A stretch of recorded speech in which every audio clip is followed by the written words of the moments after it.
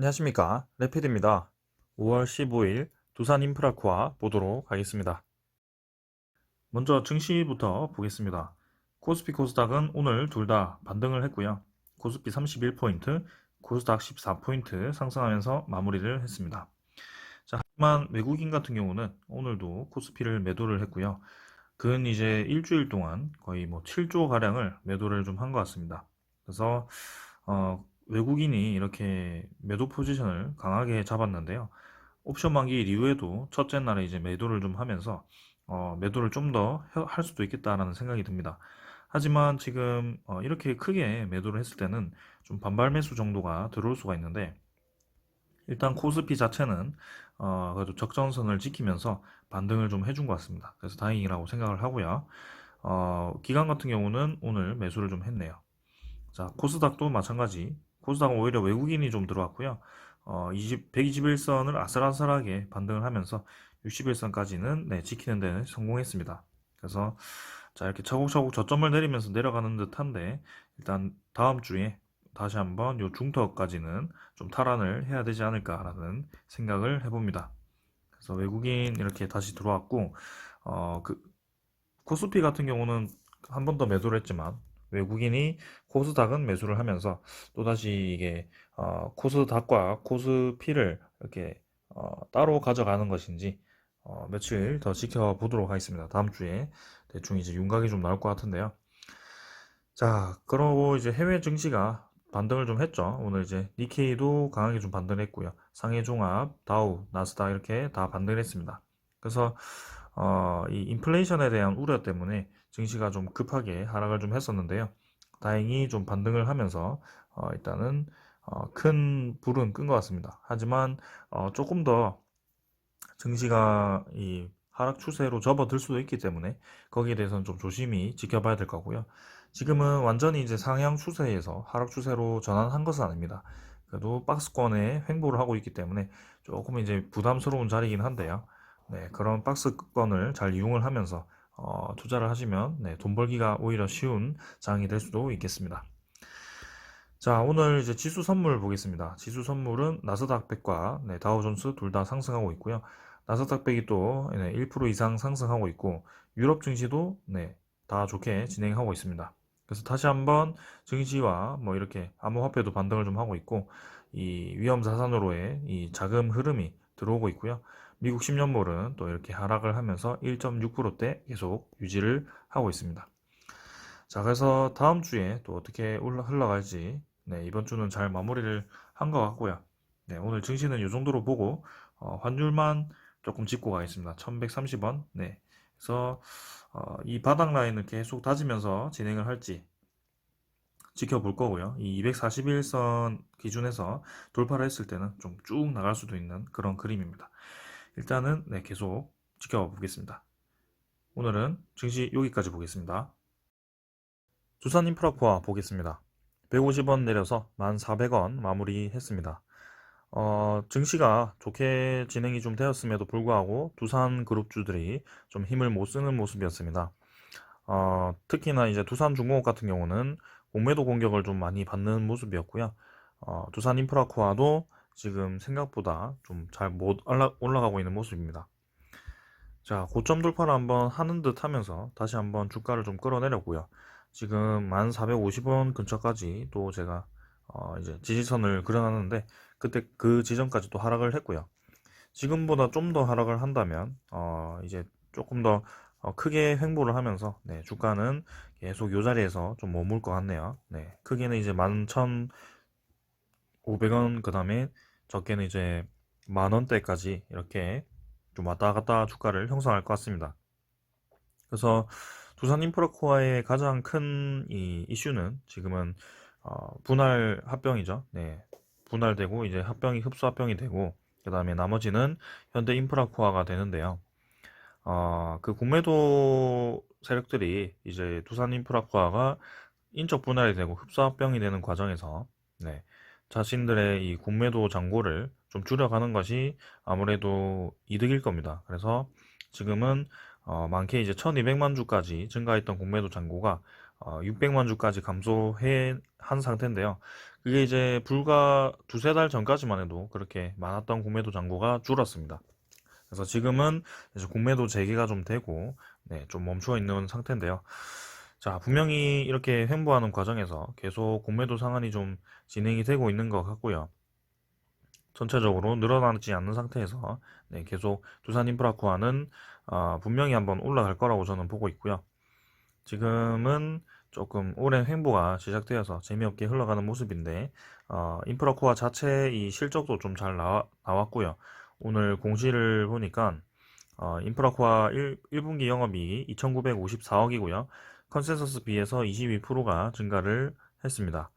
자, 그래서 실적 발표가 이렇게 좋게 나왔는데, 네, 그럼에도 불구하고 주가가 좀 내렸는데요.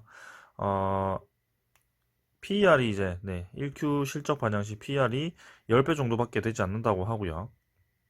지금 두산인프라코아가 주가가 저평가되어 있다라고 이렇게 나와 있는 것 같습니다. 자, 그래서 두산밥켓이, 네, 두산인프라코아에서 떨어져서, 네, 진행이 좀 된다면 전체적인 영업이익과 순이익이 좀 떨어질 수 있는데, 지금 상태에서 떨어지더라도 계속 이제 좋은 소식들이 좀 있거든요. 그런 소식들은 나중에 좀 보도록 하고요. 네, 두산인프라코아, 네, 계속 올라갈 수 있는 자리입니다. 일단은 시간이 좀 더 필요하다고 보고 보도록 하겠습니다. 다음 주에는 좀 반등을 해야 되는 시기라고 생각하고요. 네, 한번 보겠습니다. 투자자는 기관과 외국인이 또 매도를 좀 했고요. 최근에 외국인이 옵션 만기 전부터, 네, 이틀 전부터 해서 좀 매도를 하더니 결국엔 이렇게 3일 연속 매도를 좀 하는 모습입니다. 그래서 좀 하락을 하는 것 같은데, 외국인 매도에 의해서 일단은 연기금 같은 경우는 계속 이제 두산인프라코아를 매수를 하고 있거든요. 그래서 상당히 이제 많은 물량을 지금 두산인프라코아를 매집을 좀 한 걸로 알고 있습니다. 그래서 지금 60일 동안에 이 거래량을 보시더라도 기관이 970만 주, 외국인이 170만 주 이렇게 가지고 있기 때문에 두산인프라코아는 이미 매집이 된 상태다. 네, 그래서 얼마나 더 매집을 할지 모르지만 지금 억눌러 있던 주가가 한번 뻥 튀기 시작하면 한번 크게 오를 거라는 생각을 해봅니다. 자, 공매도 잔고 한번 보겠습니다. 차트는 지금 뭐 크게 볼 게 없기 때문에 이쯤에서 넘어가도록 하고요. 공매도 잔고는 640만 주 유지를 좀 하고 있고요. 공매도 거래량이, 네, 11만 주로, 네, 조금 이제 감소를 했습니다. 거래량 자체는. 근데 이제 거래량 자체가 이제 조금 이렇게, 네, 190만 주로 전체적으로 좀 감소했기 때문에 11만 주라고 해도 한 5% 정도는, 네, 공매도 거래가 되었다. 두산 중공업은 지금 상당히 공매도 공격을 많이 받는데, 그에 비해서 이제 두산 인프라코아는 좀 적은 양으로, 네, 공매도 공격을 받습니다. 그리고 공매도 잔고가 지금 막 크게 많이 늘어나진 않았는데, 두산 중공업 같은 경우는 거의 뭐 일주일 새에 2배가 되었습니다. 공매도 잔고가. 그래서 확실히 이제 이렇게 극명하게 갈리고 있고요. 아무래도, 네, 그 신주 발행을 통해서 공매도 상환을 좀 하려는 의도인지 계속해서 공매도 잔고를 그렇게 늘리는 모습이었습니다.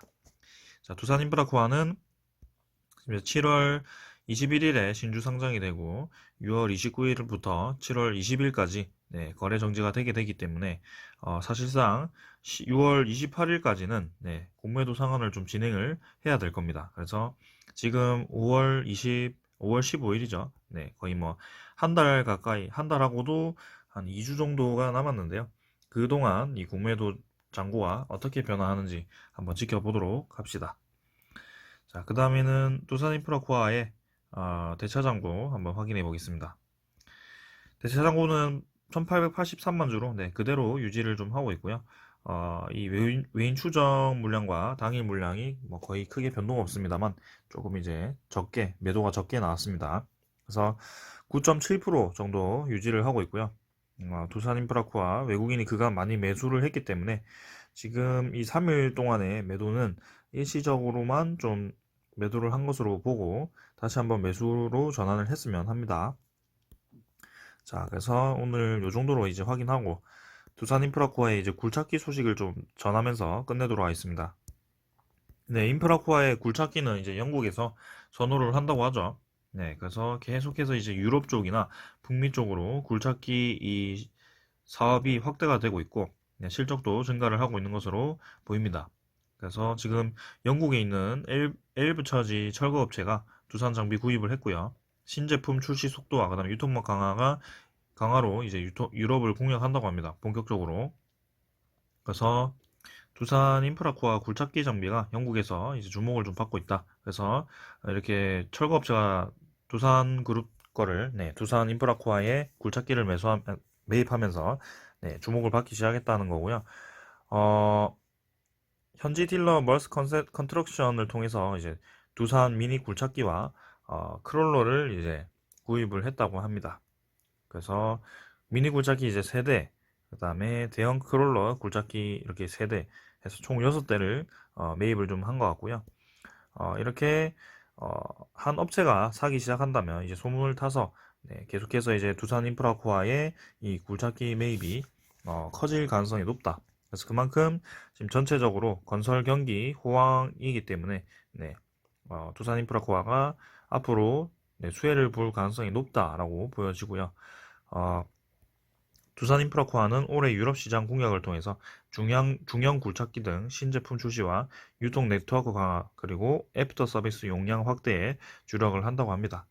그래서 앞으로 이렇게 좋게 계속 진행이 되고 있고, 3분기, 4분기, 네, 그 다음에 내년까지도 건설 경기 호황으로 인해서, 네, 이렇게 굴착기 발주가 늘어날 것 같은데, 거기에 따른 주가 형성을 할 것 같습니다. 지금은, 네, 신주 발행을 통해서 지금 약간은 이제 변수가 좀 있기 때문에, 그런 변수가 좀 지나고 확실히 이제 분리가 좀 되었을 때는 본격적으로 좀 올라갈 수도 있을 것 같고요. 두산중공업도 분리가 된 이후에 좀 본격적으로 상승할 것으로 보입니다. 자, 오늘은 여기까지 하겠습니다. 감사합니다.